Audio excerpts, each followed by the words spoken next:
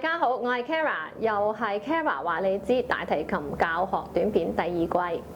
今日咧我就想同大家講下分別控制身體各個部分嘅重要性 （isolation）。咁因應咧唔同嘅節奏啦，同埋音色咧，音樂演繹咧可以有好多唔同嘅變化。咁如果咧想將呢啲唔同嘅變化做出嚟咧，就要做好多唔同嘅動作啦，同埋技術啦。咁所以咧，我哋就應該要了解咧點樣可以分別使用我哋身體唔同嘅部分咧去進行拉奏喎。咁咧，等我先用2個右手嘅例子嚟講下。咁先講下右手嘅膊頭過線啦。咁如果我哋淨係用右手嘅膊頭過線嘅情況底下咧，我哋即是話，除咗右手嘅膊頭之外咧，身體其他嘅部分都唔會做主導嘅喎。例如手腕啊、前臂啊，都唔會喺度協助埋一齊咧混合咁樣操作嘅。咁依家咧，我先示範一下點樣淨係用膊頭過線先。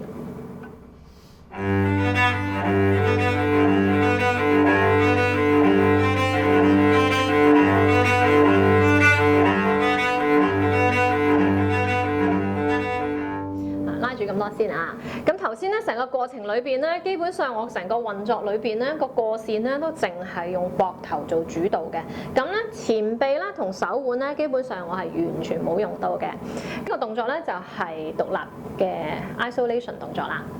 嗱，咁第2個例子咧，等我試下咧，就用呢個右手嘅前臂咧，做一啲6分音嘅練習啦。咁喺當我淨係用緊右手前臂嘅時候咧，我係唔用其他身體嘅部分咧去幫手做操作嘅喎。例如手腕啦，同埋咧膊頭咧，都唔會加埋一齊咧喺度運作嘅。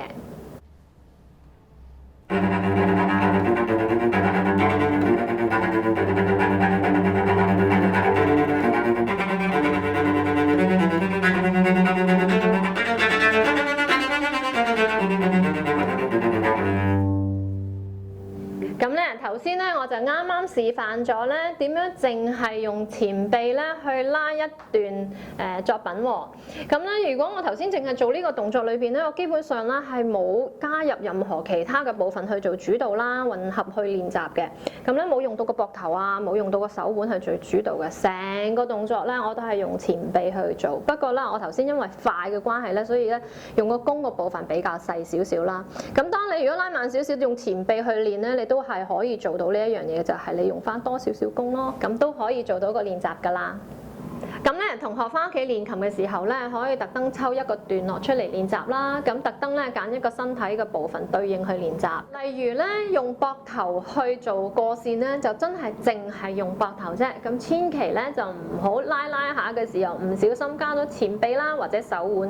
咁另外咧，如果係用前臂去做6分音嘅練習咧，就唔可以用膊頭幫手，或者唔小心加咗手指或者手腕喎。咁呢啲咧就係 isolation 嘅練習啦。唔混合其他身體部分做得到咧，你嘅 isolation 咧就會越練越好噶啦。多謝晒大家一直以嚟嘅關注同埋留言啦。咁 Kara 話你知咧，第2季嘅教學短片咧，下一集咧就係最後啦。不過我哋咧已經開始籌備緊下一輯嘅教學短片喎。咁咧就會幫助大家咧做一啲音階嘅練習啦，同埋一啲進階啲嘅技巧。咁大家記得留意喎。仲有咧就係記得訂閱我哋嘅 YouTube 頻道啦，同埋分享我哋嘅短片俾學大提琴嘅朋友喎。